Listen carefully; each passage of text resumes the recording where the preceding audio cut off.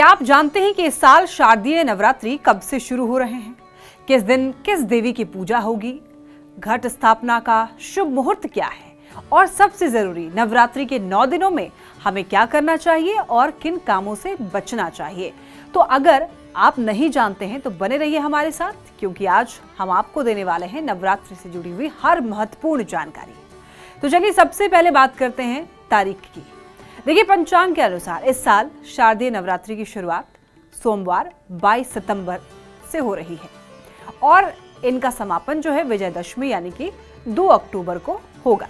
नवरात्रि का ये पर्व पूरे देश में माँ दुर्गा के 9 स्वरूपों की पूजा का पर्व है, जिसे श्रद्धा और आस्था के साथ मनाया जाता है। आइए अब जानते हैं कि किस दिन किस देवी की पूजा होगी। सबसे पहले दिन 22 सितंबर को माँ शैलपुत्री की पूजा होगी।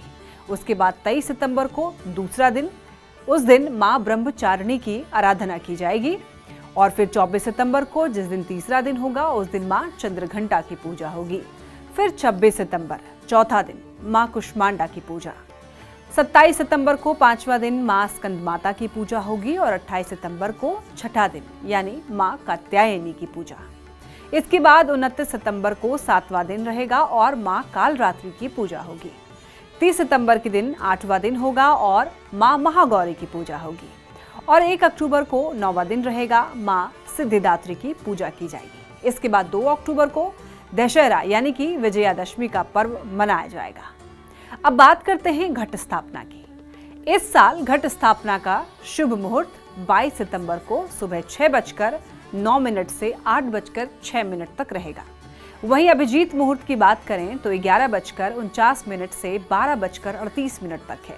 इस समय पर घट स्थापना करना अत्यंत ही शुभ माना जाता है। दोस्तों, नवरात्रि सिर्फ पूजा पाठ का पर्व नहीं है, बल्कि ये आत्म संयम और आस्था का भी प्रतीक है।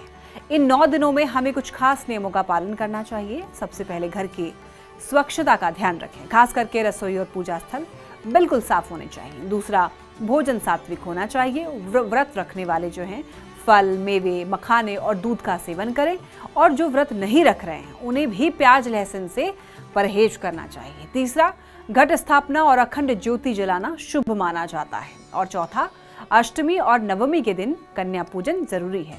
छोटी बच्चियों को माँ दुर्गा का स्वरूप मानकर पूजा करनी चाहिए। और 5वां, नवरात्रि नारी शक्ति का पर्व है, इसीलिए इस दौरान महिलाओं का सम्मान करना चाहिए। अब जानते हैं कि नवरात्रि के दौरान क्या नहीं करना चाहिए। इन दिनों बाल, नाखून और दाढ़ी कटवाने से परहेज करना चाहिए। नींबू काटना भी अशुभ माना जाता है। गुस्सा करना, अपशब्द कहना और किसी को आहत करने से आपको दूर रहना चाहिए।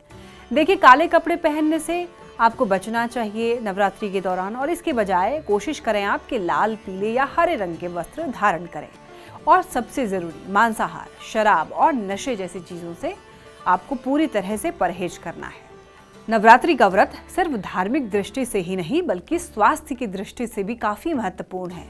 देखिए, मौसम बदलने के इस समय पर उपवास शरीर को डिटॉक्स करता है, ऊर्जा संतुलित करता है और नए मौसम के अनुरूप ढालने में मदद करता है। तो दोस्तों, ये थी नवरात्रि 2025 से जुड़ी हुई सारी जरूरी जानकारी।